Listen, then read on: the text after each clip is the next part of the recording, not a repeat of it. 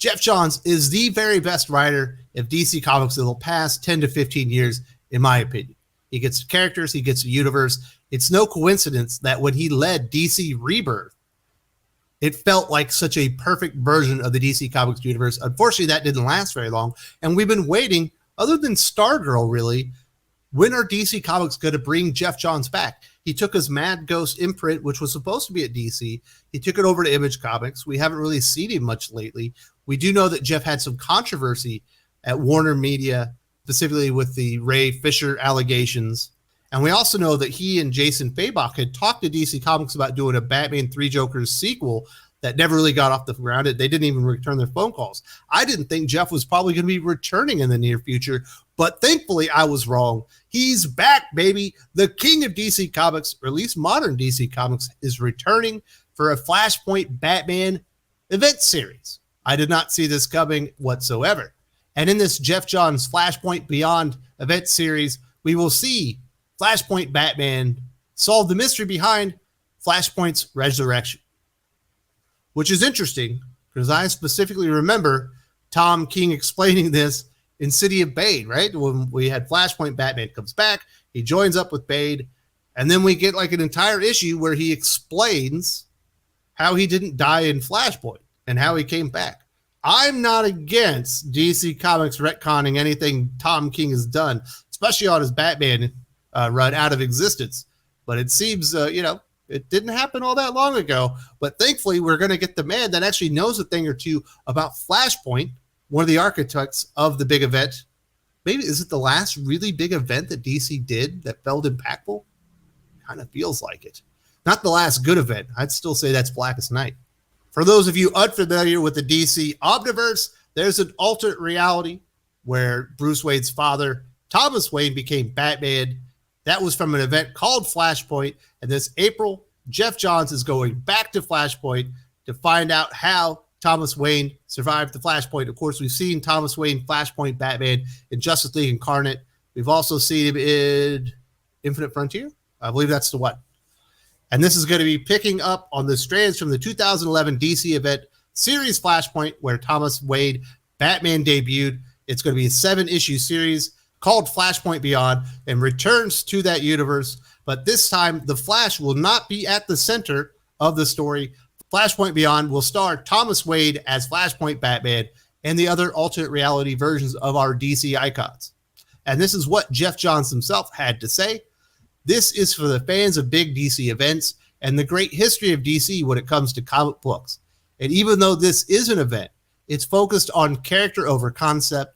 It's the story of Thomas Wayne Batman, a Barry Allen that could have been, the crimes of Bruce Wayne. It's a murder mystery, a secret mission, and a look into the past, present, and the future of the continuum of DC. And as dark as it can get in this upside-down world of Flashpoint, it's fun.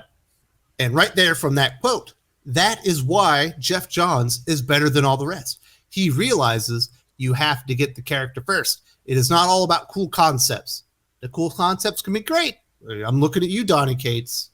And I'm looking at you, Scott Snyder, 8 years ago. But you really do need to nail the characters.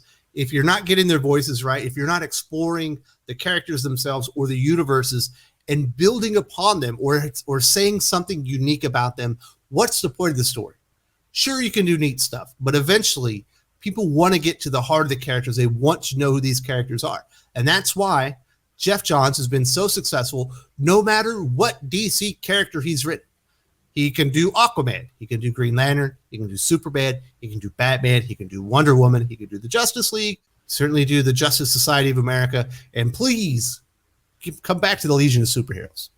Flashpoint Beyond number 0 will be written by Geoff Johns and drawn by Eduardo Rizzo, who drew the 2011 Flashpoint spinoff, Flashpoint Batman Night of Vengeance.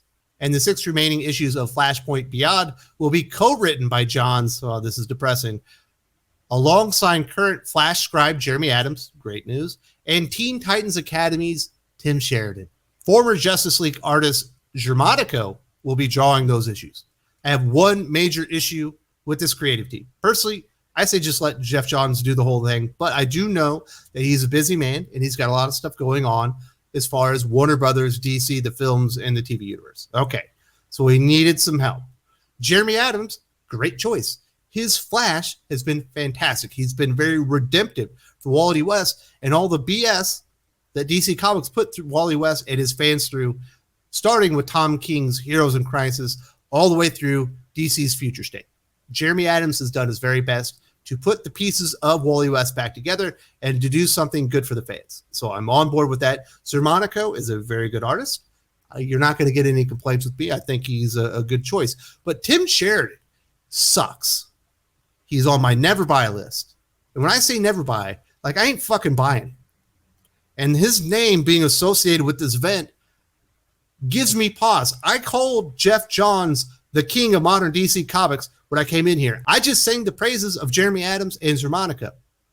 Yet, there's one creator who is so shitty, it makes me not want to buy the book.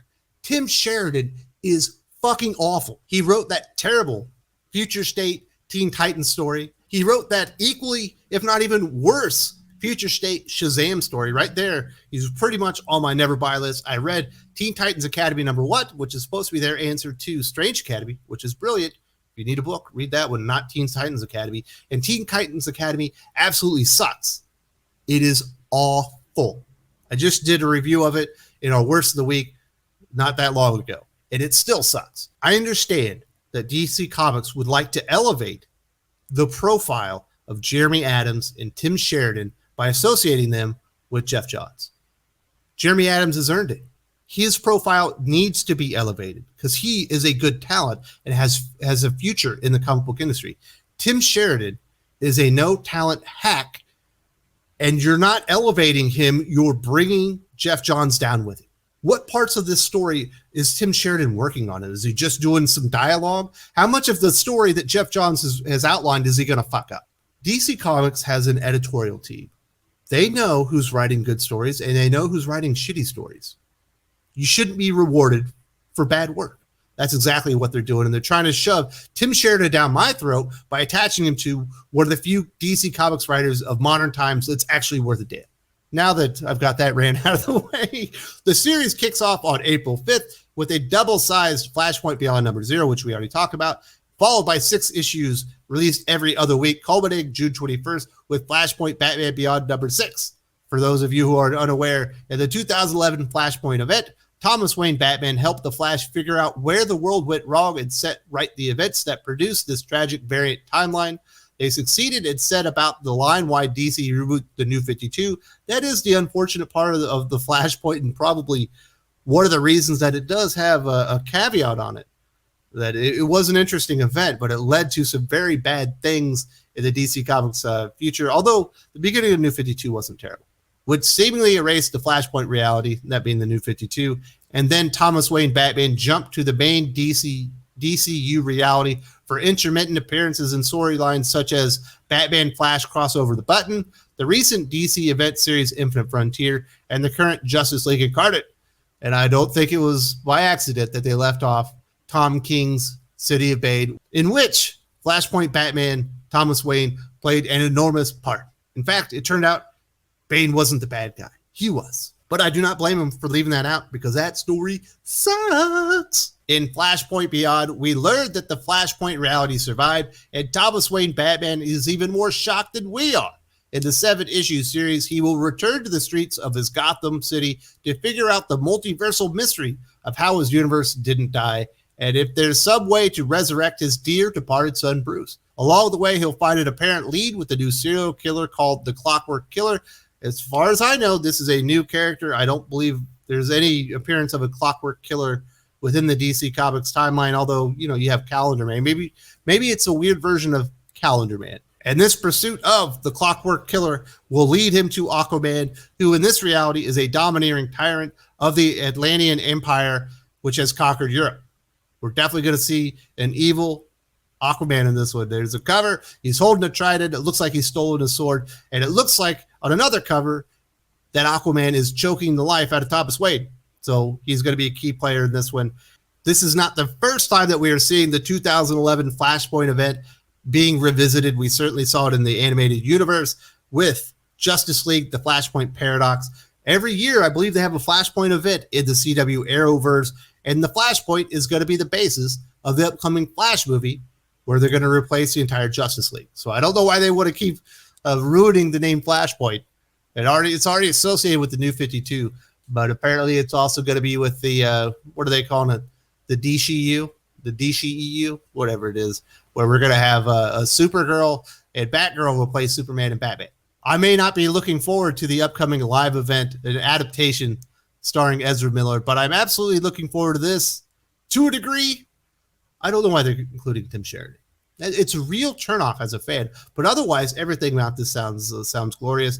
This isn't a story I would probably read, to be completely honest, if it wasn't attached to Geoff Johns, but because it is, I know I'm going to like it. When's the last time Geoff Johns delivered a stinker? I didn't love his Shazam, but it was still good. You know what I'm saying? Stargirl's not my boo, but it's still a well-written comic book series, and you could definitely enjoy that one. So I'm excited. I hope you're excited. The Return of the King of modern DC Comics. Geoff Johns is making his return to DC. It's not the Three Jokers sequel that I think most people would have anticipated. It's a return to Flashpoint Batman and the Flashpoint story and the Flashpoint universe.